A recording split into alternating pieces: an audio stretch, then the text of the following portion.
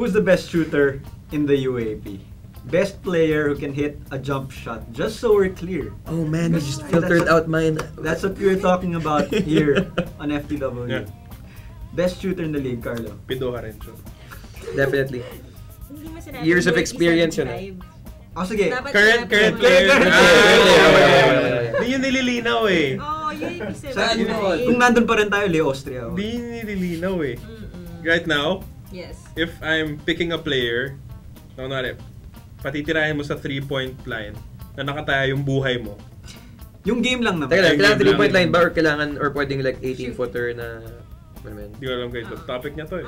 Loko mo naman ako eh, nalabo mo ako eh. Sorry, yung gulo ba? Sige, we go. Sige. Part 1, Field goal, 3 points. any, 3 points. points. Ah, 3 points muna ngayon. Tapos mamaya, bahala na from wherever. From mid-range, Okay. half court, from the stands, roll again. Okay. Game on the line, I need a 3. I'm going to Tata Bautista. Just, he may not score as much as Jeric or Jeric Teng or Fortuna, but then his stroke is just really good. And I think kung percentage yung pagbabatayan, he's one of the best in the UAE. He's clutch. That's what you call it. Yeah. Well, me, other than Tata, since he took it already, Oh. I'll go with Terrence Romeo. And a lot of people might look at me bad. No, But I'll go with him because he shot 93 shots and he's made 31. That's 33%. And I think that's pretty good because a lot of people get higher percentage, but he shot 93 shots. Wait, this is from 3 or from... From three. From 3. From Okay. He shot a lot, but at least he made 1/3 out of it. But that's the thing with a 3-pointer though. Parang... the best shooters, parang nasa 33% mark lang sila eh. So parang... That's a pretty good... Yeah, which is supposedly good, diba? That's why I'm not really a fan of the 3-point shot because of that. Kasi parang it's still like...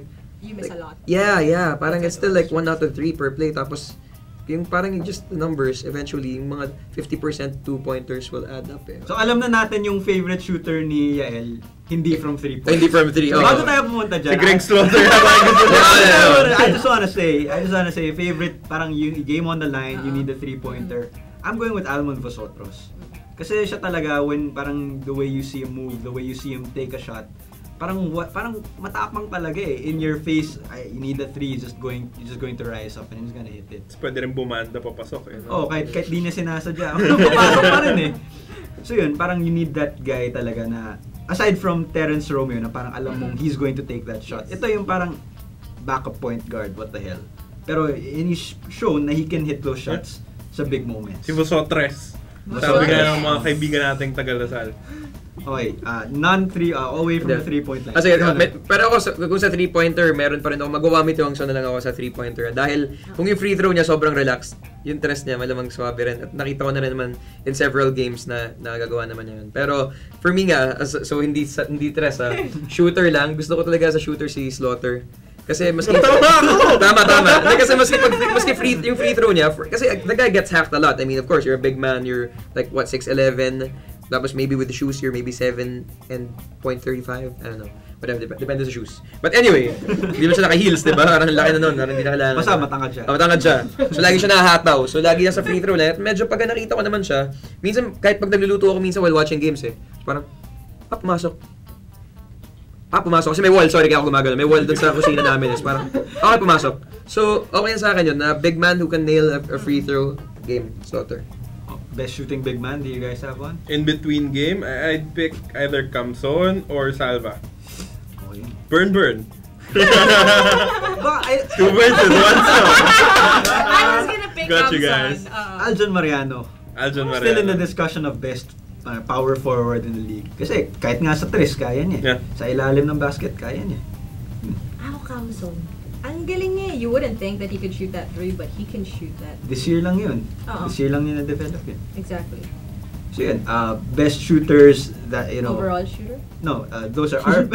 Half-court shooters na ba tayo? Palayo na palayo. Basta meron na yun, wala na natalo doon.